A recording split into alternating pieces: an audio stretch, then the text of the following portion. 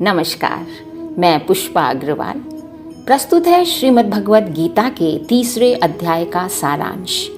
इस अध्याय को कर्म योग भी कहते हैं। अर्जुन को उदास देखकर देवकी नंदन भगवान श्री कृष्ण ने अर्जुन से कहा, हे धनंजय, अपने मन और इंद्रियों को वश में करो और अपना कर्तव्य करो पार्थ। क्षत्रिय के लिए युद्ध करना ही धर्म है और यही मुक्ति का मार्ग भी है। मैंने सृष्टि के आरंभ से ही इस संसार में जन्म मरण के बंधन से मुक्त होने के लिए 2 मार्ग बताए हैं।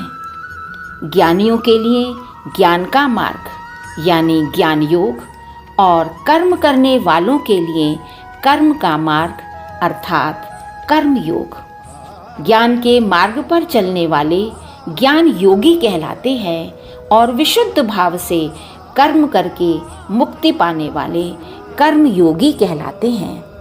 मैंने इस संसार को कर्म प्रधान बनाया है। कर्म ना करने से कर्म करना कहीं श्रेष्ठ है अर्जुन। जो मनुष्य यथोचित कर्म नहीं करता, उसका संसार में आने से क्या लाभ।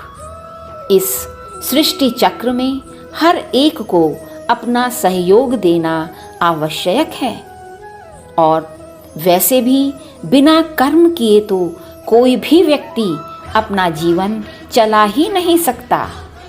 हर व्यक्ति को कुछ नियत कर्म तो करने ही पड़ते हैं, किंतु बिना स्वार्थ के किए जाने वाले कर्म ही श्रेष्ठ कर्म कहलाते हैं।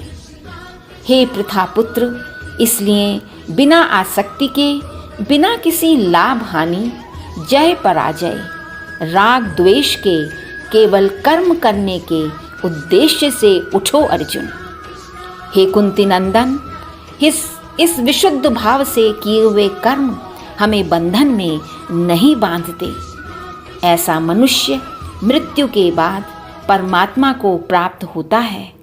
वैसे भी श्रेष्ठ पुरुष द्वारा जैसा आचरण होता है, जन साधारण उन्हीं का अनुसरण करता है। तुम मुझे ही देखो, मेरे लिए संसार में कुछ भी ऐसा नहीं जो प्राप्त ना हो, फिर भी मैं सदैव कर्म में लगा रहता हूँ। यदि मैं ऐसा नहीं करूँगा तो लोग मुझसे क्या सीखेंगे। वे तो आलसी और अकर्मण्य बन जाएंगे। किंतु हाँ, जो लोग अपनी इच्छाओं को पूरा करने में ही अपना जीवन व्यतीत कर देते हैं, वे तो अपना जीवन व्यर्थ नष्ट कर देते हैं। ऐसे लोगों की बुद्धि अज्ञान से ऐसे ढकी रहती है जैसे धुएं से अग्नि और जेर से गर्भ ढका रहता है। हे अर्जुन, इस बात को समझो कि हमारे मन और बुद्धि से भी बड़ी है आत्मा। तुम शरीर की तुष्टि के लिए ही कर्म मत करो।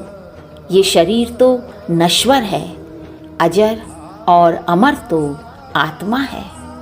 आत्मा की उन्नति के लिए कर्म करो पार्थ। जिस प्रकार यज्ञ से वर्षा और वर्षा से अन्न की उत्पत्ति होती है, वैसे ही निस्वार्थ भाव से किए हुए कर्मों से आत्मा की उन्नति होती है।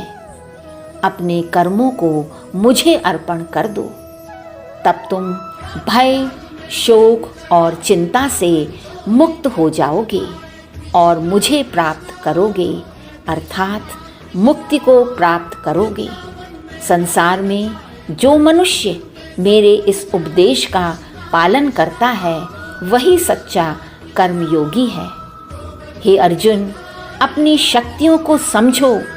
हे महाबाहो, गांडीव उठाओ और युद्ध के लिए तैयार हो जाओ। ये था श्रीमद् भगवद गीता के 3 अध्याय का सारांश। नमस्कार, जय श्री कृष्ण।